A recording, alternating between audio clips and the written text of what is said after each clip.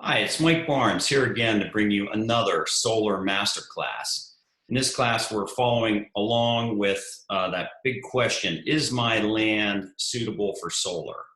And particularly, last week, I posted a video on siting ground-mounted solar arrays. We listed some criteria there, and one of the chief criteria, one of the chief kickouts for solar projects is this idea of whether or not you've got three-phase available adjacent to your property. So in trying to determine what three-phase looks like, I want to show you just a couple examples here to help you see if your land is suitable for solar. You do a screen share here. So this graphic is helpful in understanding generally how solar, my little picture here, generally how electrical distribution is set up. You can see that generating plants pump voltage and current into power transformers that actually take the voltage and increase the voltage substantially for transmission around to substations that will then take the high voltage, because you've got less voltage drop, the higher the voltage, you pump up that voltage and you can transmit it over long distances due to increased voltage, decreasing voltage drop with higher voltages. Substations step that voltage down into distribution level voltages, which are then used to feed commercial and industrial buildings and properties, as well as all the way down to the residential consumer, where you've got single phase coming off of those three-phase lines to actually feed your residences. So here, I want to just show these three wires noted on these poles is good. The one phase is not good for larger ground-mounted solar. We get to another graphic here to show you a little bit more on these towers. Notice here that these big Ironman towers that you see traversing our country, 1,000 kV and up, and the transmission level poles look like this. It's difficult to connect to transmission level feeders because you essentially have to build your own substation to feed a solar array at these type of voltages. So that's an expensive endeavor, whereas if we get down into the sub-transmission and distribution level voltages, much easier and cheaper to interconnect that, call it around 1 megawatt to around 20 megawatts of power if you're considering solar for your property. And so what I've done here is we're going to use our nifty Google Earth to examine two sites here in the middle of the country. We're back in Iowa now, and I've got a couple pins marked here. I'm going to just zoom in on these. You can see that this is a big residential and commercial area here to the south. Best practices, I like to keep the north arrow up so that when you're thinking about solar for a property, and you can see there's some wide open spaces here where solar might be able to work. And I've identified this first intersection because it's got a bunch of different pole types on it. What we want to do is take our little man and drop him here on this intersection. And then we're going to just take a peek around here to see what we have at this intersection. So first, let's look this direction. And this can be confusing for sure, but I want you to just note that there is actually three-phase here. There's a sub-transmission level feeder here. You can see it in a big pole, but there's also three-phase power, 3 phases plus a neutral phase here in these 4 that you see.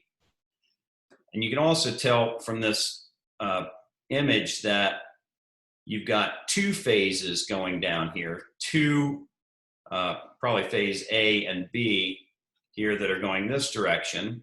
And I can just scroll over here a little bit and notice that, again, 2 phases here, but only 1 phase continues to the north. So would this be a good interconnection spot?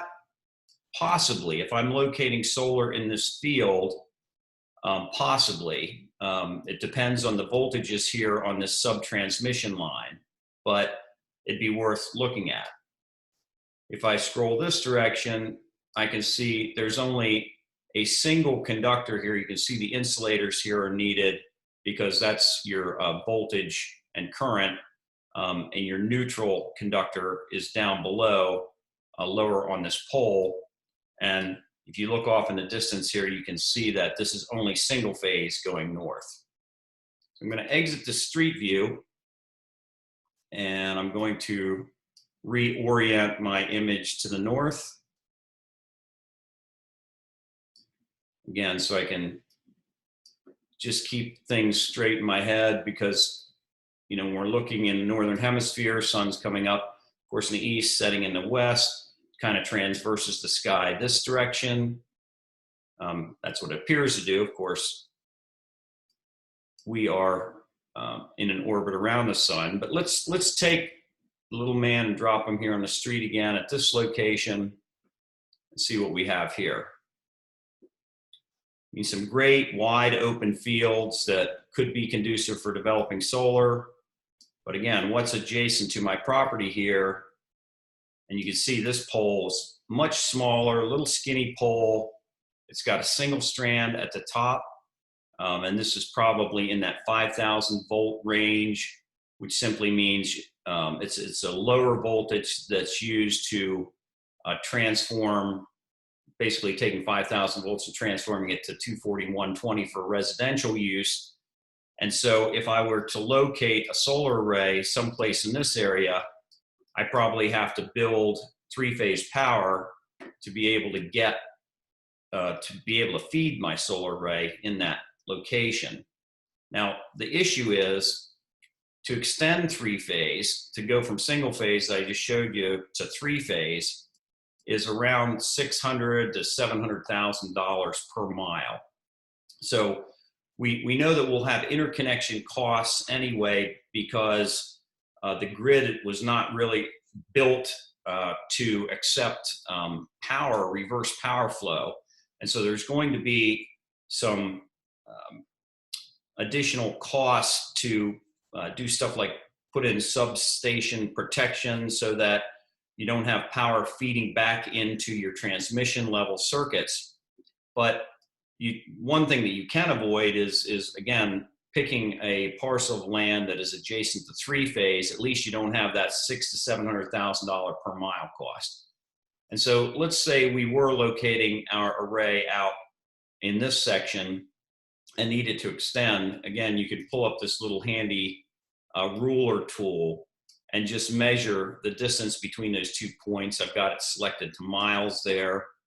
I can zoom in here and again, you know, click on one location, drag, and click again, and get, you know, here we've got, you know, 1.6 miles to go from that 3-phase feeder that was located here out to a possible site for your solar array. And so again, trying to identify these poles. Let's go back to this original image.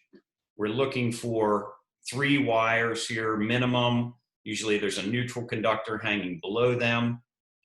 We're not looking for these smaller poles with single phase. That would be an indication that you've got to run or extend 3-phase, which is going to be expensive. So I hope that helps everyone here on this master class. Again, feel free to get in touch with me if you've got questions.